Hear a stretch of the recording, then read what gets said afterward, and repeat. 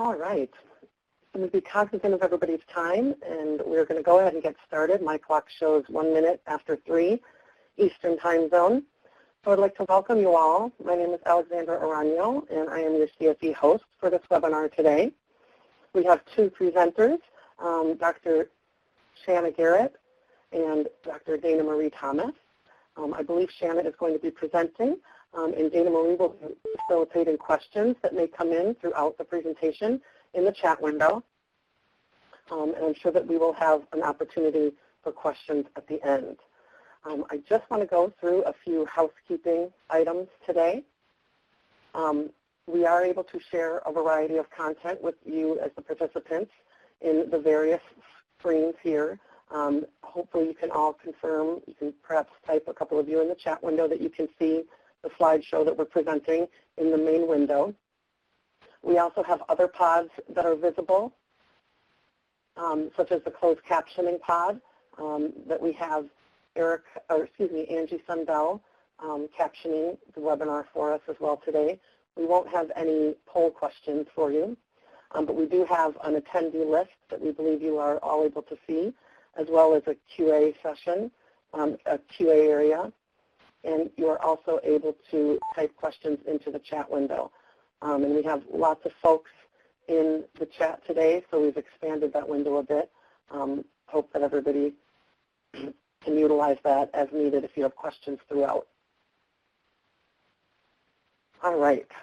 Before I turn it over to our presenter today, we're going to do just a brief introduction.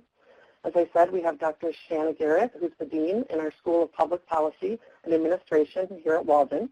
She's a leader within the higher education industry with a savvy for both talent and business assessments involving dynamic situations and challenges while being focused on results and strategic resolutions.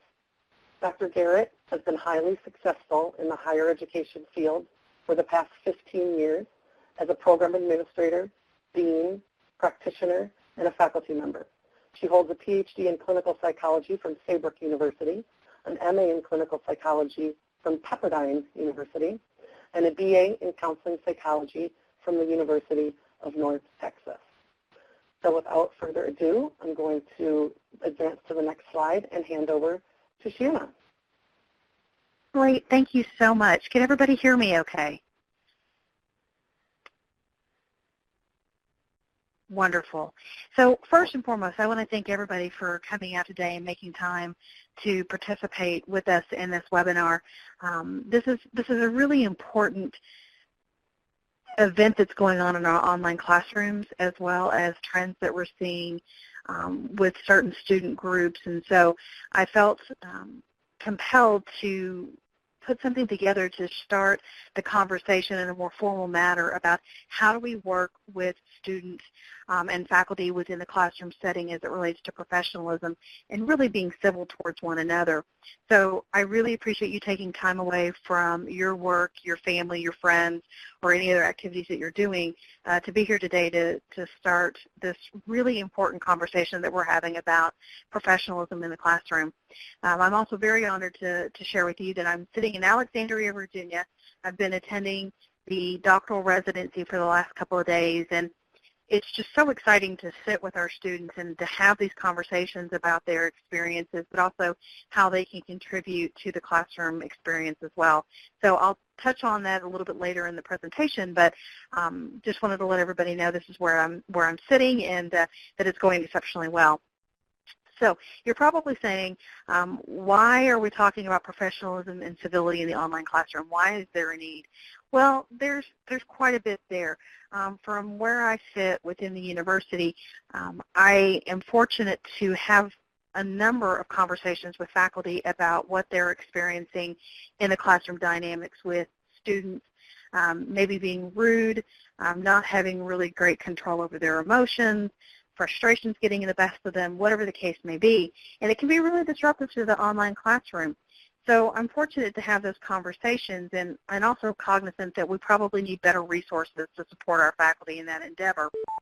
On the flip side of that, I also am privy to quite a bit of petitions and appeals from students who are sharing with me their frustrations or their concerns about classroom dynamics and things of that nature. And so I thought, as we look at how we can come together to have a more meaningful classroom experience, I think there's something that we can all contribute to that collective good.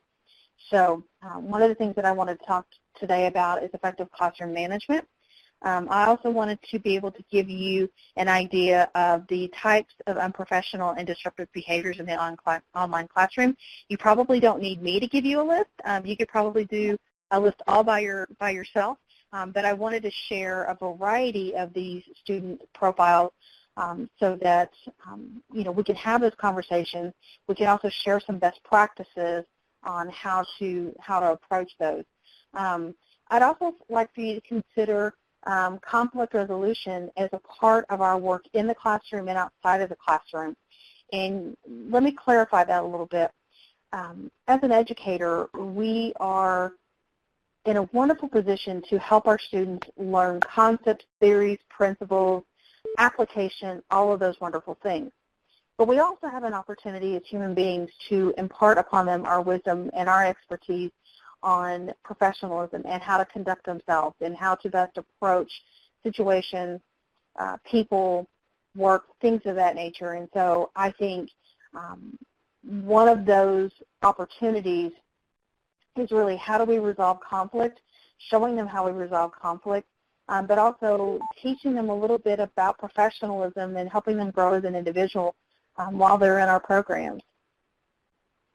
And my last point on why there's a need, I realize I've been with Walden for a little over a year now, but I feel like collectively within the online classroom environment as a whole in that industry, there are not substantive resources for faculty when it comes to dealing with something of this nature. And it was interesting, I was having a conversation with a fellow faculty member, and she brought up an excellent point. She said not all faculty are counselors, and they're not. I mean, you look at my background, and that is my background, but for most it's not. So it's not something that I feel like has been tapped in sufficiently to a number of resources that we can provide for our faculty and avenues of resolution. And so I wanted to bring forth some of those as well, just so, A, we're sharing information, but also we can talk about best practices. So having said that, let's move on to the next slide, if you don't mind.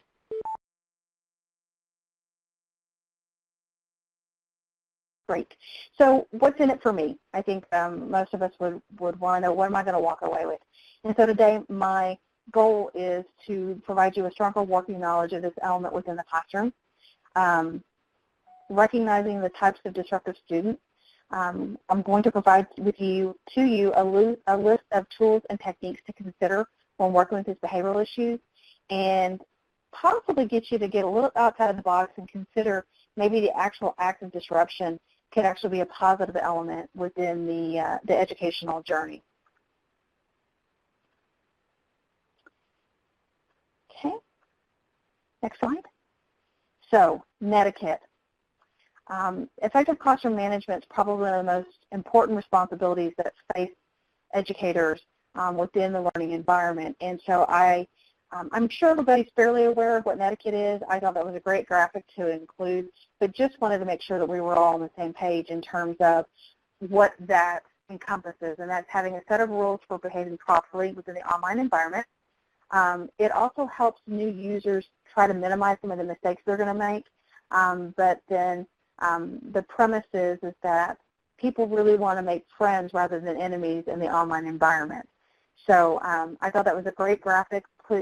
Please feel free to use it if you would like, but I think that does a very nice job of explaining to all of us, especially students, what Netiquette is. So next slide, please. So as we're talking about the keys to classroom management, I just want to be really clear about what that looks like. And classroom management has been defined in a number of resources and readings. It's the act of supervising relationships, behaviors, and instructional settings and lessons for communities of learners. One thing that I've noticed over many years of being in the classroom, but actually online, is that there's so many challenges within the actual classroom. And when you take it to the online classroom, you're really stepping up your game, if you will, in terms of the set of skills and abilities that the students are coming with. There's also some significant challenges, and I'd say one of them is that learning styles are much different of our students that we see in the online classroom. And when you take into consideration learning styles, and then you take into consideration the ethnic and the cultural diversity that are going on with your students in the classroom, as well as some of these folks being considered non-traditional students, which has lent itself to suggest that some are not academically prepared or they're not technology savvy to be in the online environment. All these factors put into play makes it a challenging environment. And for those of us that have taught in the online classroom, the ground classroom, you usually have the nonverbal cues to go off of to understand where you were with the student and what kind of conversation you were having with them. And now with the anonymity of really being online, you don't have the face, you don't have the voice, you don't have that human element so much to feed off of. You have to really rely on a different set of skills in which to communicate with these students. So that just makes it a little bit more challenging. And I'd also say that for a large number of our students, especially the non-traditional students, by definition, they haven't really had the history, the family, or the support system necessary to overcome some of these challenges. So if you take all that into consideration, what we do on a daily basis and in a classroom is really quite amazing that we're able to connect with these individuals with such a limited capacity in terms of what we're able to read from them, get from them, and really in that exchange of information. So what I thought would be helpful is to just talk about some of the keys of the classroom management, because in my research, but also in my personal experience and in the shared experiences with some of my colleagues, the best preventative measure that we can put into play to address behavioral issues, or especially working with disruptive students, is being very clear about our expectations. And I think that word gets thrown around a lot, and people think, oh, expectations this, expectations that. No, there's really something to it. It's about setting expectations and then holding people accountable. So the key to classroom management: setting expectations, setting clear learning goals, setting clear behavioral expectations, and then providing consequences for student behaviors. Those are very important expectations to set from the very beginning. And I think most would agree with me, especially when we're dealing with some behavioral issues of our students or disruptive students, that bears repeating, that gets tested, and we have to follow through with consequences. So the second element to a key of classroom management is effective communication. And I think this is the one we might struggle with a little bit in terms of we really need to establish and communicate our expectations, but we also need to provide feedback continually and consistently. Most of us have, I think, been in that situation where we've set the expectations, we've told the students what we're going to do, and then we don't go back to it, but then when they do something wrong, we go back and go, well, do you remember that? And I think that's a really difficult balance at times of how much repeating is too much, but then how much is effective.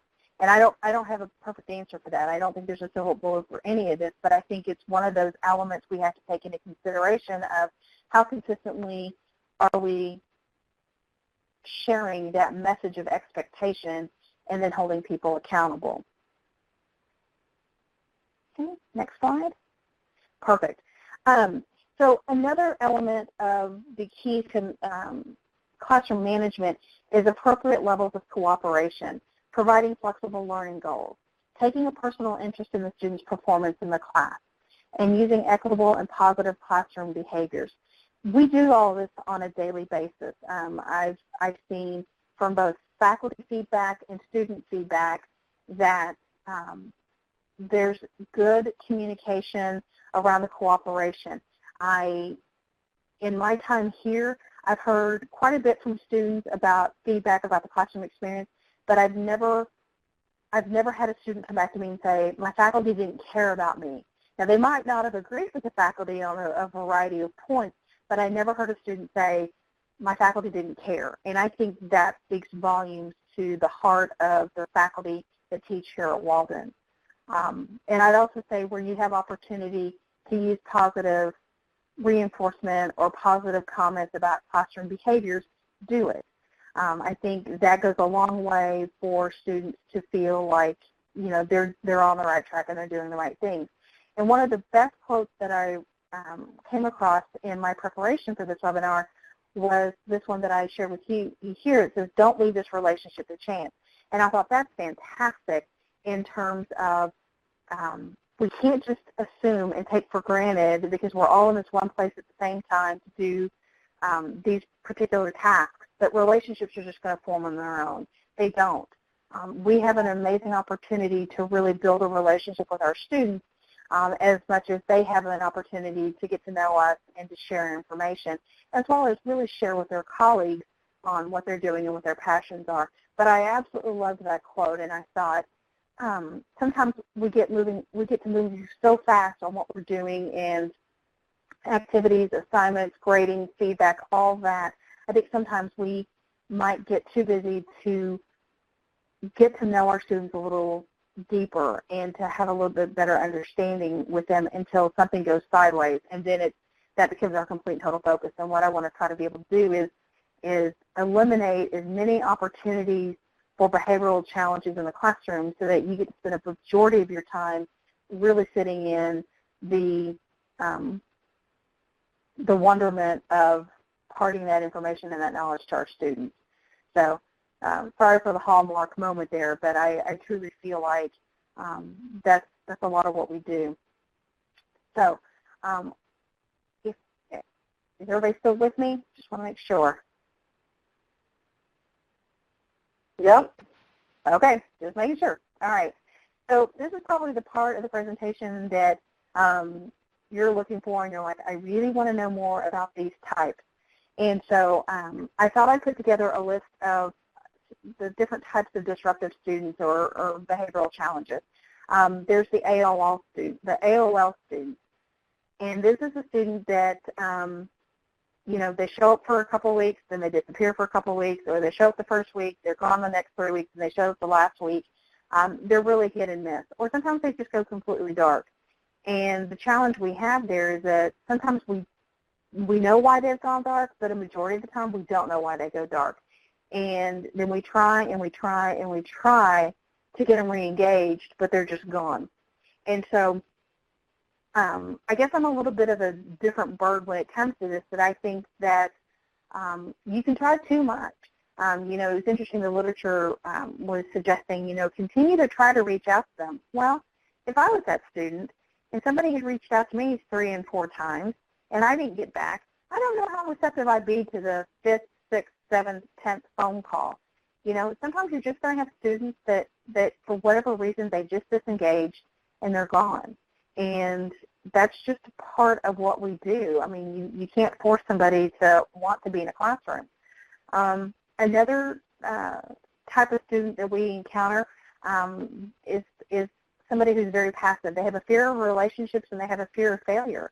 And the best approach to work with these students is that please understand that they're very fearful of criticism.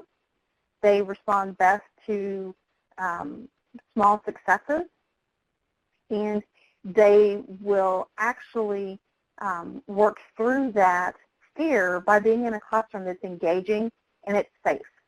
And I think we've probably all had a couple of those in our classrooms. The next one is the aggressive student, and there's actually 3 categories for this one. But the overall theme for the aggressive student is that they're expressing frustration, and more often than not, it's really not personal, but it certainly presents that way at times. So I say you have the hostile student, and this is a student that has poor anger control, has a low capacity for empathy, and really has an inability to see the consequences of their actions. The oppositional student exhibits milder forms of behavioral issues. They have a real challenge with being consistent to follow the rules. They like to argue. They use harsh language. And they typically tend to alienate their classmates, which puts you in a really difficult situation at times. Next slide, please. Great. And the third one is the covert. And this student might be quiet, might be pleasant. It seems like everything's going fine until something goes sideways, which you may or may not be aware of. And then this person starts to really buck authority and cause some challenges. And if I could share with you, I had a situation like this at a previous institution where I had one individual in the classroom who felt offended by something that the faculty member had said. That's going to happen. With the diversity of our students and the diversity of our faculty, we're not always going to agree on points, perspectives, and opinions. That's the beauty of being human beings, is that we all have our own experiences and perspective on topics. But what this student did was a little bit more, and I'm going to say it's a little more devious than just being disgruntled with their faculty member. And what they chose to do was rally 8 of their classmates to seeing his perspective, then picking a situation that those students were disgruntled about and blaming the, just keeping on the fires. And next thing I knew, I had 9 students at my phone, or my desk, if you will, upset about this faculty member. And the best way to go about this whole situation was I took them on one at a time, and I would have those conversations with them, and I would talk through the complaints or the issues or the concerns, or mediate a place of understanding of what the situation was. And I was very pleased that I was able to have those conversations with those students and really talk through the situation and make them realize that instead of being upset about something that they had made very personal, that they were able to realize that they had a great opportunity to work with a very diverse faculty member from which they could learn to appreciate differences of opinion, but also I could show them how to resolve a matter in a professional manner instead of running and screaming and yelling and demanding, I need this or I want that. Because I shared with them that tactic will not work well out in the real world. It just won't. And I think most would agree with me that if any of us had gone screaming into the office to yell at our supervisor because we don't like something, we'd probably be out on the curb with our stuff in a box. And that's what I share with our students, is there's a way to go about this, and there's a way not to go about it. And when I mentioned earlier that we have an opportunity to share and impart wisdom upon our students about how to handle manners, that's a prime example of what I'm talking about. Okay. So the next, oops, let me get my notes, sorry. So the back channel complainer, this is somebody who can really put you in a challenging situation. Sometimes there's really very little validity to the complaint, and more often than not, the faculty member is not even aware that the student's complaining about something. So what's been my experience is, obviously the student's upset about something. It may or may not be related to the course. It may or may not be related to the faculty member. More often than not, it's their perception of an instance that happened, but they don't feel brave enough to go to the faculty member and to have that conversation. They'd rather back channel the complaint.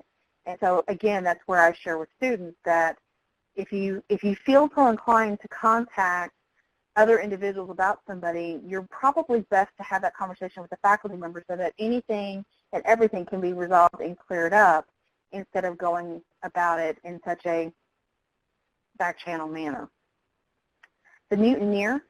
This is a student that complains openly to classmates about what's wrong in the class, encourages others to do the same, much like the gentleman I shared with you early on. And for that individual, really a private conversation about what's acceptable behavior and what's not is always a good rule of thumb. Having that conversation, trying to find out what's the root of the problem, realizing that, again, it's not personal, but by their method of sharing their displeasure or their frustration, they've made it a very public matter that really should remain private.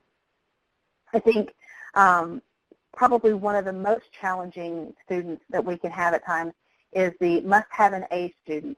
This student has very unrealistic expectations about the course, and that's always an opportunity to have a conversation with students. I think we've all come across these students, and we really owe it to ourselves that when we have students in our classroom, let's be very mindful about how we're grading them, how we're giving them feedback, and how they're progressing. Because I've seen it, not necessarily at Walden, but I've seen in the past where people just kind of check through what students are doing, and what happens is we get a student that gets so far, and they really shouldn't have progressed to as far as they have with the grade they have, or if their writing abilities are not sound enough for how far they into the program. And so that's all of us being really mindful about giving that feedback to students, not being afraid of students challenging us or getting confrontational. I loved it. I had a wonderful faculty member who reached out to me the other day because a student was upset about feedback in their grade. And I loved what this faculty member said. He said, "I'm giving you the grade that you've earned." And I loved that. I thought that was just right on the money, and that was the best thing you could say to the student. And that really goes into my next student, which is those that have entitlement issues. I've seen such an increase in this particular phenomenon in my higher education career that we have students that come through and believe that because they've paid for their tuition, they're entitled to this, that, or the other. And I'd love to share an example with you. I was teaching at a ground campus, and I was teaching a psychology course, and I had this one particular student who was so incredibly bright, just so bright, but she was just lazy as the day is long, and she would pick and choose when she wanted to show up to class, and finally I just sat her down and I said, "This is not going to work." And in all honesty, she looked at me, and with a very straight face and a completely sincere attitude, she said, "With all due respect, Dr. Garrett," she said, "I pay full tuition, I should get a full A." And folks, if you spend any time with me at all, you know that I don't go speechless very often, but I did on that one. Because in her heart of hearts, she truly believed that she was entitled to a full A because she was paying tuition. And, that's not how it works. And I've shared with students that you're not buying your grade. You're buying the opportunity to sit at the table with experts within your field to learn something from them, to sit and be a part of a learning opportunity. You're not paying for a grade. You're not paying for an A. And so that's a student that I can think back to 2000 when I first started in online education, and I really didn't have that experience. But I have to tell you, in the last couple of years, I'm seeing it more and more and more. And so I feel like at times when we have any one of these types of students that show up in our classroom, sometimes we can be really challenged for how we address those behaviors and those attitudes. And you want to do it in a manner that's professional, and you want to do it in a manner that supports them, but you also want to be sure you're setting those expectations for them and saying, I expect you to come in, I expect you to do the work, I expect you to gain something from the experience and contribute it to them. And I was meeting with the doctoral students yesterday, or no, on Monday, and I just did a little bit of a fireside chat with them and just set the expectations. And I said, we're thrilled that you're here. We are excited that you're at this level of inquiry and passion about your education, that you're coming to us to learn more, to better yourself, and to really go out and elevate your game within your communities. I said, so here's the deal. I said, I will support you. I will provide you the best faculty around. I will give you every resource you could possibly want and imagine. I said, I will encourage you when you need it. I will kick you in the butt when you need it. I said, but two things. I said, I will not do the work for you. I said, and I will hold you accountable.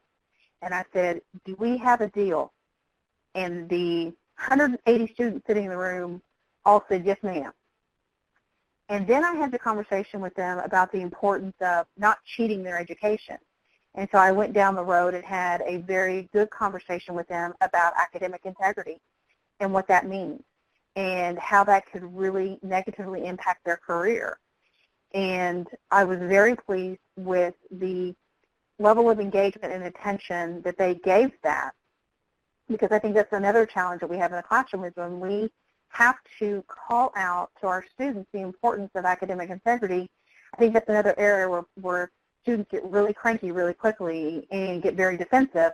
And at that point, you know, it's a difficult conversation to have, but it's a necessary part of what we do. And it goes back to us being good stewards for the university.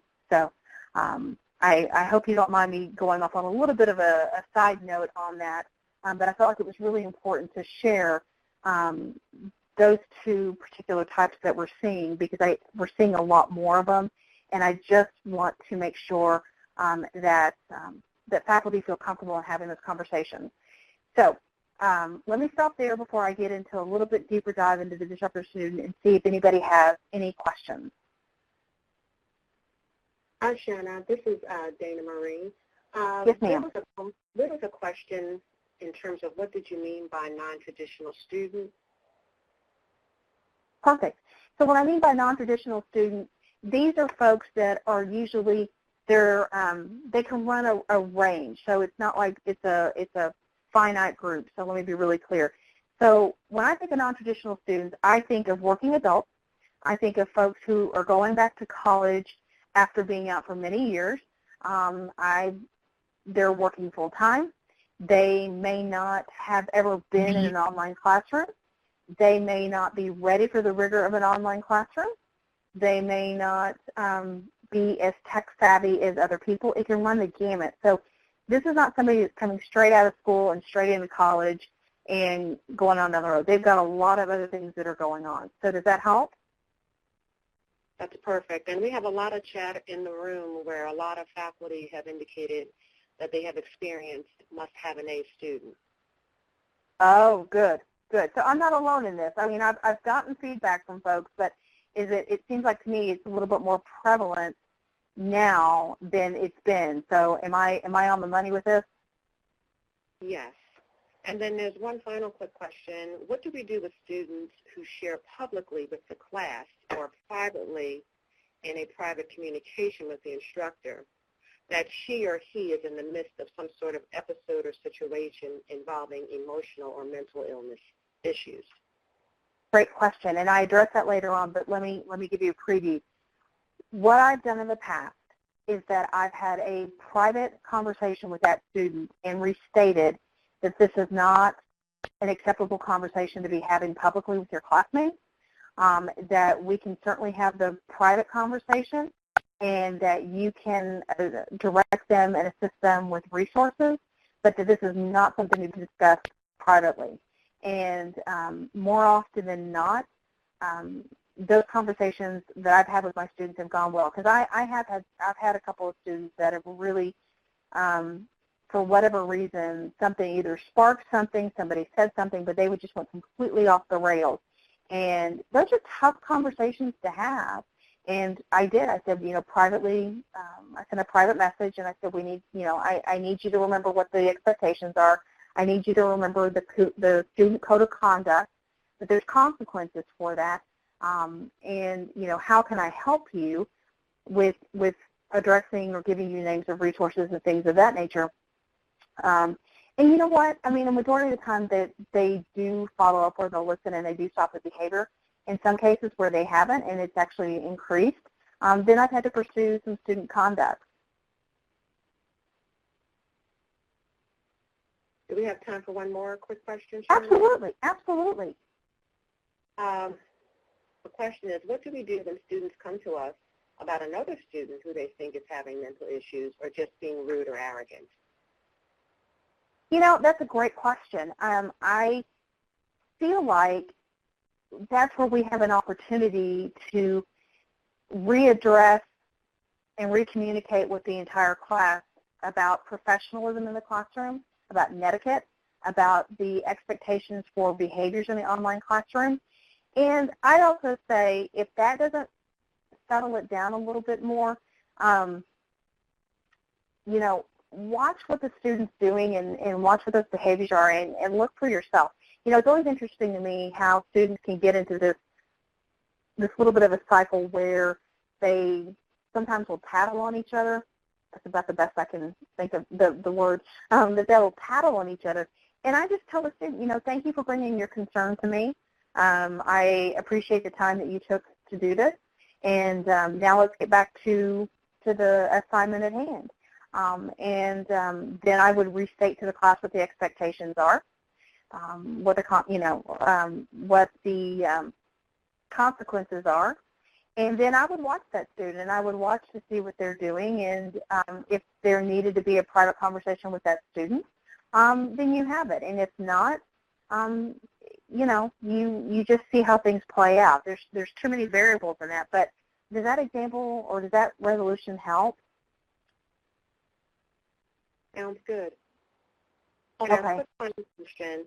When and under what circumstances should faculty contact advising or someone else if they think a student is behaving in an unstable way? That's a great question, and I would say before you contact advising, I mean, you know your student. You have an idea of what's going on. Now, that doesn't mean you have insight into what their days look like, their emotional stability, any of those things or triggers. I'm not saying that. But what I am saying is if you see something that seems a little bit off, by all means, reach out to your program director to have that conversation or reach out to advising. Maybe they can help. But, I say trust your gut on what you think the situation calls for. If you think a phone call would help, great. If you don't think a phone call would help and it's something a little bit more severe, you know what, reach out to your program director or reach out to me and let's have that conversation, because at the end of the day, from my perspective, you're doing what's best for your student. And if that means getting them some help or getting them some assistance or getting them some, consequences that will help deter what they're doing, then that's what we need to do. So does that help? That does, and I just have one quick final one. What do we do with students who believe that the online classroom is the place to be the missionary and is consistently using religious beliefs to make academic arguments and possibly convert other students? Wow, that's a great question. I say, again, that's a private conversation to have with the students and say, I appreciate the perspective that you're bringing to the classroom, but I need you to stick to the task at hand and the assignment at hand and keep your energies focused there instead of trying to sway and persuade your classmates into something else. They need to be redirected to what they're trying to do, and that's get them back on task. And so I'd also say if this is something that's going on the discussion board, one of the things that I've done before is when I've had students do something similar to that, I say, thank you for your perspective and for your contribution. So back to the assignment that states X, Y, and Z, what is your belief on, or, what is your thought to whatever the assignment is, and please use the chapter references to support or something of that nature. I basically redirect them back to the assignment and redirect it back to something that's related within the classroom and the context in the book, so that they're not continuing to go on about their personal philosophy, but they now have to ground it in actual academic resources. Does that help? That's a great help. So thank you. Okay. We've finished the questions for now, so we'll let you resume with your presentation. Oh, great. Okay. I didn't realize it's 3:40. So let me go through real quick the disruptive student. I don't think anybody needs me to put it in a category for you, but I just thought I would probably put a couple of things out there just so that you would see really the broad range that this student profile can take. Threatening or abusive language or behavior, students that are making unreasonable demands on faculty, staff for time and attention, erratic and irrational behavior, verbal or behavioral expressions that disrupt the classroom. And I wanted to share with you that overall, we all encounter these students, and so I wanted to give you a couple of different approaches that would help you in addressing some of these situations. And it's also important to note that it's really important to work with or manage disruptive students in a calm, courteous, and direct fashion so that it doesn't escalate. Because more often than not, in some cases, these things can escalate pretty quickly.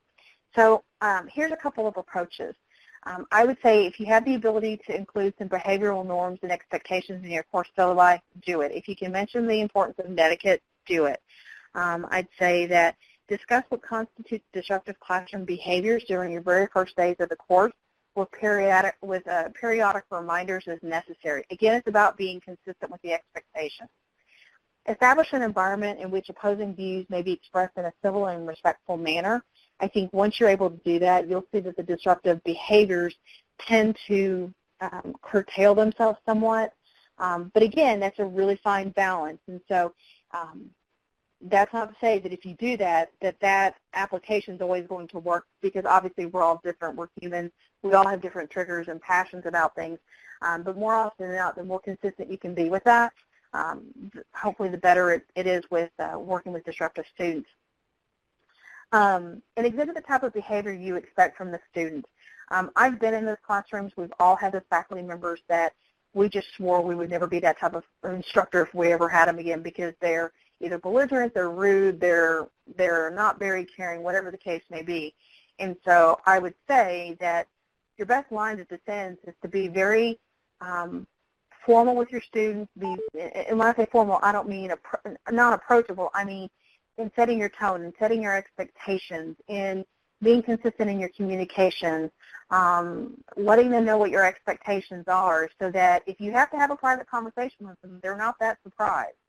And I think what makes this even more challenging, folks, to be perfectly honest, is that we're talking about conflict resolution, and not everybody is really keen on dealing with conflict resolution. I haven't met many people who got excited about having to resolve issues with people that weren't of like mind or had different opinions. The only time I saw a situation where people loved to argue was when I worked as a paralegal and with attorneys, and they just lived for it. And that's not what we're about. So I'd say realize that there's many angles of conflict resolution that you can work, and there's a variety of ways that you can redirect the focus of the issues at hand or distractions for the students. So here's a couple of them. Here's a couple of strategies. Assume a tone of formality when handling a problem. If the students made the issue public by posting something inappropriate, both a private email communication and a public clarification work really, really well. Don't allow yourself to argue with the student or get caught up in the drama. I think that's a really big one, because I think it's been my experience that sometimes students can come across as it's a very strong personal attack, and then I have to stop and realize that it's not personal. They don't know me. I'm just somebody behind the discussion board or behind their grading rubric, and that's who they're focusing their frustration on, when in actuality, once I've gotten them on the phone, that's not the case. So I'd say it's very easy to get trapped into that it feels personal, but it's really not. I'd say any minor disruptions that happen, nip them in the bud before it escalates. Whatever you do, avoid sarcasm. Sarcasm does not go over well on the discussion boards and grading rubrics and giving feedback. You know, it's funny at the time, but I can't tell you how many times students will come back, and while they might have been joking with you on some level, when they turn in a written email or something of that nature, it doesn't read very well. And I'd also say be very cognizant and very mindful about the balance between asserting your authority in a classroom and overreacting to a student. I've seen students who intentionally will poke and prod a faculty member to get them to blow up, and that's just where you have to take a step back, realize that, you know, you're the professional, they're the student. This is an opportunity where you can help modify their behavior, or at least give them the experience of you not being the one that feeds into what they're trying to do. And I know that's really hard. It is. I'd also say that balance one of the ways you can keep that balance is also remember that you have other students that are equally deserving of your time and your attention. And so don't let that one student become the focal point of why you're in the classroom. Okay? All right. Next slide.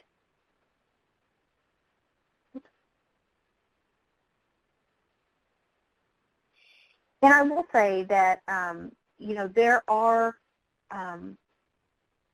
just in talking about students and some of the boundary issues, I am aware that there have been certain instances where things have escalated. Now, I can count on one hand how many of those instances I'm aware of, but I'd say that if something is escalating to the point that it's detrimental, that you feel physically threatened, or you just feel threatened all the way around, or that it's so egregious and that you're so concerned by it, by all means, reach out to your program director or reach out to me. I'm a big believer that nothing that you do in the classroom should warrant any type of retribution for what you're trying to do in your job. And I'm thinking about one faculty member in particular where had an online student, wasn't happy about a variety of things, and started making physical threats. And so we had to get the local police department involved. We had to get legal involved, all those things. I am more than happy to champion for my faculty in terms of keeping you safe and protected.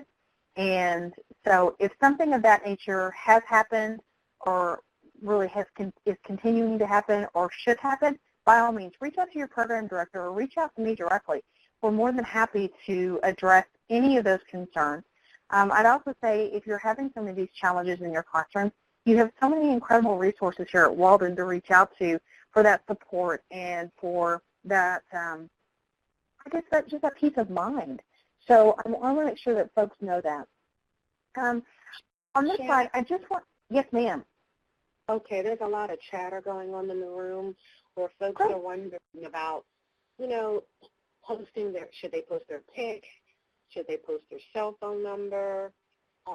Basically, some faculty have also been threatened and had to end up putting up security cameras and gates. So there's a lot of chatter going on in the chat room regarding that. So if you could just highlight about that. Sure. So here's what I would say. Put out there what you're comfortable with. I thought a couple of things. I've known faculty that don't put pictures out there. They put out avatars or caricatures of themselves. I thought that was brilliant. Get a Google line. Get a nondescript phone number or something of that nature if you want students to communicate with you. Or if you don't want to communicate, if you don't want to put your personal number out there, you can always, have your number blocked when you call students if that's something that you want to do. I'd say less personal information is better. I don't, when I teach, I don't readily, I don't put any pictures out there of my husband. I tell people I'm from Texas, but I don't tell them whereabouts. I don't tell them anything of a personal nature. I tell them just enough so they get an idea of who I am. I typically tell them about my educational background and what my experience has been. But I think if you want to put a character picture or an avatar, I think that's the way to go if you're concerned about your identity. So really, to me, that's stuff that you can control as far as what you want to put out there. I'd also say that always use your Walden account when you communicate with students, always. And use their Walden account when you communicate with them. Don't keep those boundaries really tight. I don't, with social media being everything that it is, I don't have students as my friends on Facebook. I don't have students on my LinkedIn profile because, honestly, they're students. And if I should ever have to hear an appeal on their case, I don't want to be biased about it. So I keep my personal life and my professional, I keep those very strong lines. And so I'd say think about that when you go into the classroom and how much information you're willing to share and how much of them you're willing to give, because on the off chance that something goes sideways, that might happen. I hate to hear about anybody having to get security cameras and things of that nature. I think that is certainly a strong case of where you just had a student that was very emotional about their situation. But I would say be protective of who you are and what you're doing and what you're bringing to the classroom. And I hate that we've kind of gotten to that in our society, but I think social media being what it is, you could Google any of us and find out anything that you want to know. I mean, there's a ton of websites out there that have that information, so it's unfortunate. But again, I would say provide only your Walden email account, and if you want to provide a business phone number, you can certainly do that. I'd recommend the Google voicemail, something of that nature that's not going to disclose your regional location. So any other questions about that, Dana Marie? Anything else? No, thank you, Shanna. We'll let you continue with your presentation. Oh, no, that's great. These are great questions. And I only have a couple more slides. So I just wanted to throw out there, in case you're curious and you want to know more, I just threw out some different approaches that you could try. And thanks to the CSB for one of their earlier presentations about diffusing anger in the classroom, and they had recommended Potter's 8-step change model, Lewin's change management model, Prochaska's stage of change. And one of my favorite approaches to work with disruptive students and changing behaviors in the classroom is appreciative inquiry. So if you want to know more about that, please let me know. Next slide. So I really like this picture, and I hope y'all feel the same way, because I feel like at times faculty have their hands tied, or at least they feel like that. And I just wanted you to know that's certainly not the case. In my perspective and my personal belief, faculty are truly the leaders within their virtual environment. Keeping in mind that you're working with students and individuals who have little or no prior knowledge of the subject, our goal is to provide them to a proper point of understanding, and that we do have the ability to help them with some personal growth as they're moving along. So at any point in time, if something should happen and you feel like you need some support or some resources, or just want to bounce an idea and approach off of any of us, by all means, please do that. Next slide. So I thought it would be helpful to just partake a little bit of some advice about how we work with students, because when we give students feedback and we give them the feedback, the grades, and things of that nature, I just say be cognizant of how some students will take information. And so for that, pick your battles wisely. This is something that's really worth getting involved about. Be discreet in what you're sharing. Prepare your remarks carefully in advance so that if you're having a phone conversation with a student, it doesn't get escalated, or you might say something that was just the heat of the moment. You're never criticizing, and I haven't seen our faculty do that. Just make sure you're focusing on the behavior and not the person. And one of the reasons that I included this slide was, in my capacity, I do oversee the appeals process. And here recently, I've had a couple of appeals that have come through where students have said, will tell me, because I'll pick up the phone and call them, and they'll say, the faculty didn't do anything wrong. It was just the way they talked to me, or it was the way he made me feel, or it was the comments that she made. And so I think sometimes we just really got to be mindful about how we're coming across and sharing information with our students. Next slide. And I'll blow through these really quickly. Sorry, folks, I didn't realize we were this close on time. So one of the great research articles that I came across was by this particular group, and they talk about active listening. And I really appreciated how they talked about being sure that you're making a conscious effort to give your full attention, that you're following up to demonstrate that you've listened to the concerns, and that you're following through by doing something. And they had a great comment about folks who work in academics. We're always so ready to jump in and solve the problem that sometimes we don't listen to the full conversation, and that means the emotions. And so one of the things that I wanted to share with this group is that that's one of the things that I do with my students is I let them vent and have all their emotions at the front end of the phone call. And I tell them, I'm like, tell me all your frustrations. And by the time they're done, they're exhausted. and then we can actually get to the part of the conversation where we can actually problem solve. And more often than not, after they've let that rip, then they're in a better place where they feel like they can manage it.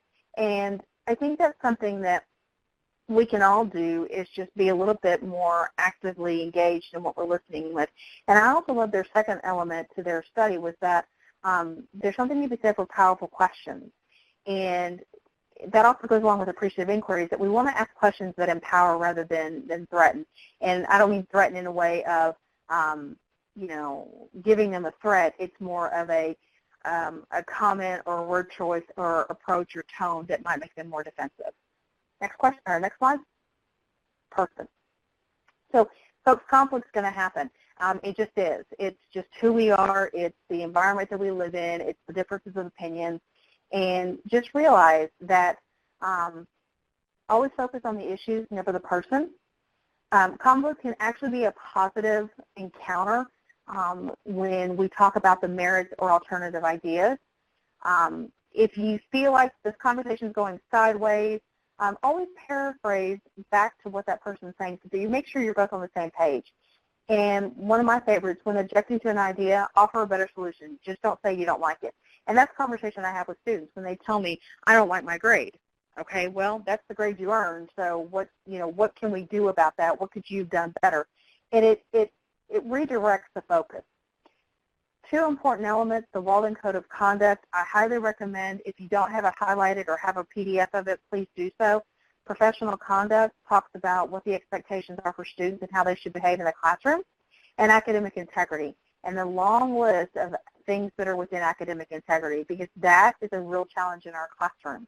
And there'll be more about that this year. Here's a couple of resources if you're not familiar. Love Faculty Focus. You can get on their newsfeed. Great articles about working with a variety of students, not just behavioral issues or disruptive. Next slide. 2 books. If you are so inclined, I would recommend.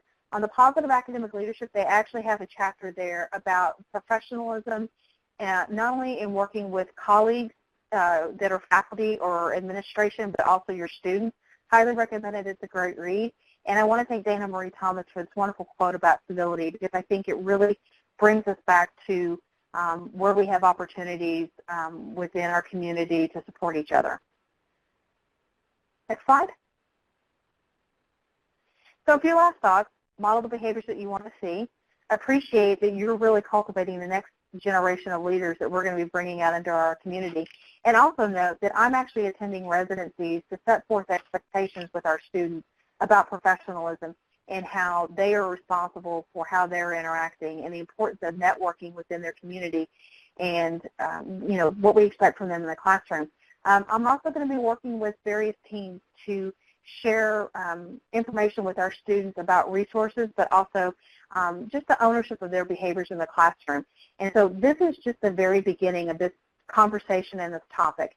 And I would welcome you to contact me how frequently as you would like about some of the best practices that you're using in the classroom, or if you have a situation that you're really struggling with and you would like somebody else's opinion or feedback, I'm always here for that. So please don't hesitate to call me, drop me an email, whatever the case may be, because we really are a wonderful community that people care about their students. And sometimes it stymies us a little bit, especially being in the virtual world. Sometimes we don't know where to turn to. So please know that I am totally here for you as well as the program directors. Next slide. So right at 4 o'clock, I hope to have some more questions. Have time for questions. But Dana Marie, I think you've done a beautiful job of capturing some of those. So if there are a couple of folks that would like for me to go back and address your questions specifically, I'm more than happy to do that. Because I want you to feel like you got some of the answers that we were looking for. Oh, Jan, thank you so much. I appreciate that feedback. Thank you. And again, folks, this is just the very first one of these. We're going to be doing a series of webinars throughout the year. They're going to have various topics, but I feel like this is something that's really a pressing issue with our faculty. And like I said in the very beginning, I want to make sure you have the resources that you need to address some of these challenges. So send me examples. Send me your best practices, anything you need, or even some suggestions about maybe, a next step webinar that you'd like to see on this, and maybe we take it to another level and pick one of the topics and dive in a little bit deeper. Let me know. I mean, we're completely open and flexible to that. Darren asked if we have access to the slides. I believe so. Yes, that will be made available. Awesome. Awesome. We thank you all for attending. I've posted it a couple of times in the chat window, the link to the survey, and I believe it will be sent out to all the participants by email as well, but we would love to hear all of your feedback, and we greatly appreciate your time. We'll certainly be cognizant of that fact and understand that it's 2 minutes after the top of the hour, so we will conclude this webinar. Thank you all for attending. And thank you so much. Marie and Shanna, thank you so much for presenting.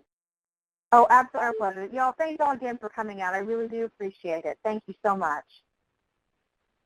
Bye. Bye-bye.